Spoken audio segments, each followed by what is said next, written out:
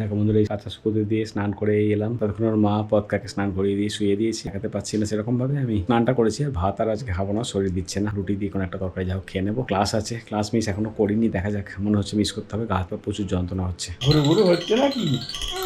হ্যাঁ হ্যাঁ হ্যাঁ তো ঘিয়া দাও বাবা। তুমি একটু পান্ডবটা খাও তো। এটা হচ্ছে শিশুদের মহাযুদ্ধ যেটাকে বলে। প্রথম এই হলিডেজ আমার পডকাস্ট শোনাটা মায়ের সঙ্গে কথা বলছে। দেখো মায়ের সঙ্গে কথা বলছে। মা আমাম করে দেখো, মা দেখো হামাম করে দেখাচ্ছে। মুখটা কন্টিনিউ নাচছে, আগে নাচছিল না। মা যেই এরকম করছে কন্টিনিউ মুখটা নেড়ে যাচ্ছে। এটা হচ্ছে ভালো জিনিস। বাহ, এই যে এমন দিলে ভালো সব থেকে টপ করে ভিতরে চলে যাচ্ছে। কি সুন্দর মুখটা না। মা দেখো, মা মুখ নাচছে, দেখো মা যেমন মুখ নাচছে, দেখো মুখ নাচছে। পদকা বাবা দেখো খেয়ে উঠি। আমি কথা বলছি জেবার সঙ্গে। ঠাম্মার ওদের আছে ওখানে। ও আমার সঙ্গে বসে আছি। কি রে কথা বলছি বাবা। দেখো বন্ধুরা, বাচ্চাটার তো খাওয়ার দৃশ্য দেখলে। ঠাম্মার সঙ্গে বসে আছে। আমি যতটা পাচ্ছি দূরে দূরে থাকার চেষ্টা করছি, যতটা দূর থেকে পাচ্ছি কয়েকটা রেকর্ড ক্লিপ করছি। জাস্ট একটু বেশি হয়েছিলাম। ওর মা বললো আকাশে মেঘ করে গেছে, সব জামা কাপড় তুলতে চলে এসেছি। আর আকাশে শরীরে রেস্ট নেওয়ার কোনো অবকাশ নেই। অনেকগুলো কাজ পেন্ডিং রয়েছে, করতে পারছি না। জামা কাপড়টা তুলে ফেলি, কিছুটা তুলেছি আর এই কটা রয়েছে।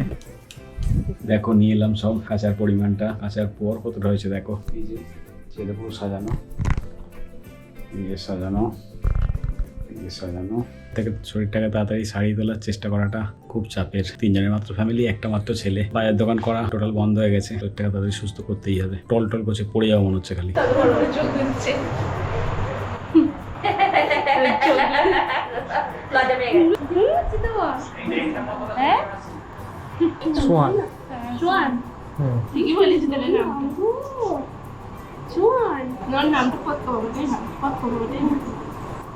সমস্ত দিক যখন বন্ধ হয়ে যায়, একটা দিক জ্বলজ্বল করে। আগে তোমাদের ভিডিওতে বারবার বলেছি, সবকিছু কাদের জন্য?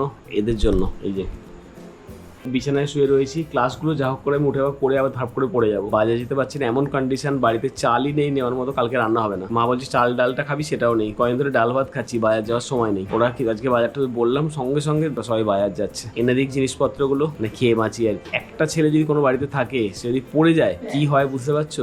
দেখো বন্ধুরা, সিলেবাসের ক্লাস এমন একটা জিনিস, আমি যদি একদিন ক্লাস না করি তার বদলে ক্লাস আমায় করতেই হবে। তো সেই অল্টারনেটিভ টাইম তোমার কাছে নেই। আমি ক্লাসটা আজকে এখানে বসে, অর্থাৎ ইনস্টিটিউটের মধ্যেই একটা ছোট্ট করে বেড বানিয়ে নিয়েছি। দেখে নাও, এটা বেড বানিয়ে নিয়েছি। ওরা আমার কাছেই বসে আছে সব।